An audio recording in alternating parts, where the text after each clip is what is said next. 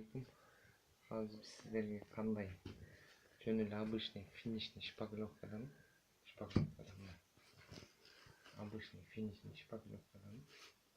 просто эле кичине пример кылып стенага жөнөкөй өзүнүн үйдүн мисалы квартира үйлөрдүн ичиндеги стеналарга обои жок эле жөн эле гүл түшүрсө болот.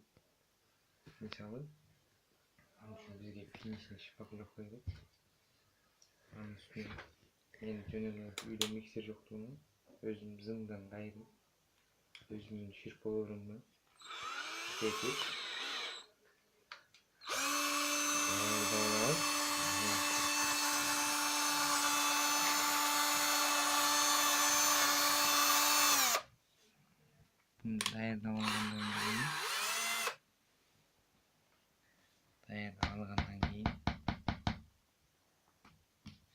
даярдап алгандан кийин жөнөкөй эле элестетиңиздер, жөн эле картон коробка ушуну стенага финишный шпаклевка тартасаң обычный эле ошондой эле тартыш үчүн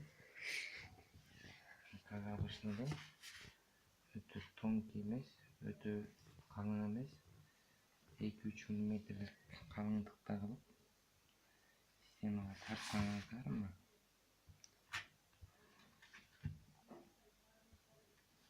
стенага тарткандан кийин мындай 2-3 миллиметрде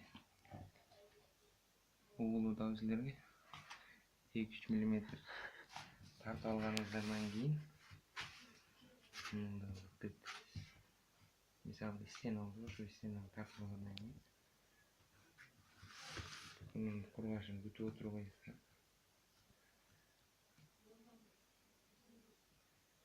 Мисалы бул стена болсо тартып алганыңыздардан кийин обычный мындай чоң мисалы домдорго үйлөргө иштеткендерде чоңураак кистелер болот. Ал болбосо менин катынымдын кашыныбы каягында болуп билбейм. Ошондой кисточкасы бар экен, ошондорду алып коюп алдым. Бул нерсени мен дагы интернеттен көрдүм эле, ютубтан.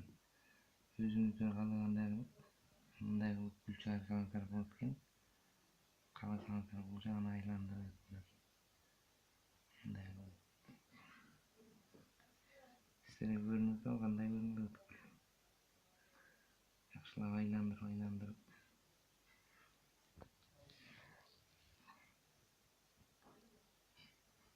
мындай гүлдү чыгарып алгандан кийин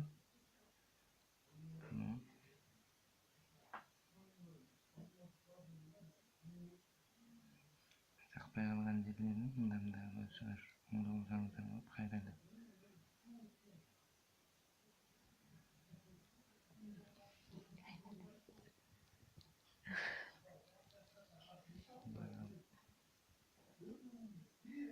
боеп гүлдөп алгандан кийин силерге көрүнүп атабы кандай болот?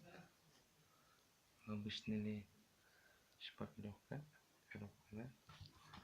Если кааласаңыздар кайра бул жагына мындай кылып боесоңуздар болот. Мынакей өзүңүздөргө жаккан жерге жакпай калган жерлерин кайралашына мындай кылсаңыздар бул гүлүнчө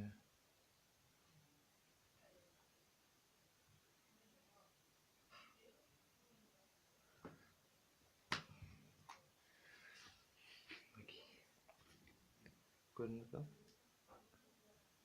Мындай кылгандан кийин если сиздерге жакпай калса мына окшогон учу чыгып калгандарды ичине шкурка этип туруп калган краскаңарга боеп алсаңыздар болот.